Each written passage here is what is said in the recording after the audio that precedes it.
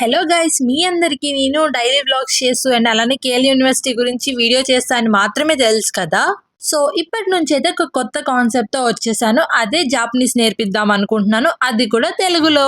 మీరు ఈ Instagram and యూట్యూబ్లో చాలా వీడియోస్ చూసుంటారు జాపనీస్ సంబంధించి. బట్ అందరూ ఇంగ్లీష్ ఆర్ హిందీలో చెప్తారు, తెలుగులో చెప్పేవాళ్ళు చాలా తక్కువ మంది అయితే ఉన్నారు. సో నాకు ఎలాగో వచ్చు, నా ఫ్రెండ్స్కి చెప్పిన ఎక్స్పీరియన్స్ కూడా ఉంది కదా, అదంతా కూడా మీతో షేర్ చేసుకుందామని కొత్త పేజ్ అయితే క్రియేట్ చేశా. సో మీకెవరికన్నా ఇంట్రెస్ట్ ఉంది ఫ్రీగా జాపనీస్ నేర్చుకోవాలనుకుంటే ఈ పేజ్ అయితే మీకోసమే.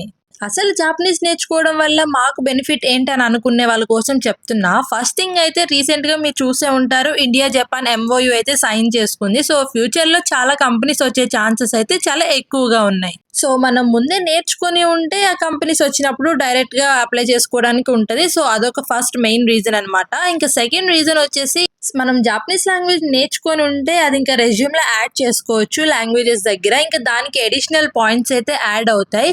కొన్ని కంపెనీస్ ఇప్పుడు ఇండియా అండ్ జపాన్లో కూడా ఉంటాయి కదా, మీరు అలాంటి కంపెనీస్కి ఇంటర్వ్యూ ఇచ్చినప్పుడు మీ రెజ్యూమ్కి హై ప్రిఫరెన్స్ అయితే ఉంటుంది అనమాట. సో మిమ్మల్ని ఇక్కడ సెలెక్ట్ చేసుకొని అక్కడ పంపించడానికి కూడా చాలా ఛాన్సెస్ ఉంటాయి. అంతే గైస్, ఇంకేమైనా డౌట్స్ ఉంటే కామెంట్ చేసేయండి. నెక్స్ట్ వీడియోలో జాపనీస్ ఎలా ఉంటుందో చూపించేస్తా. బాయ్.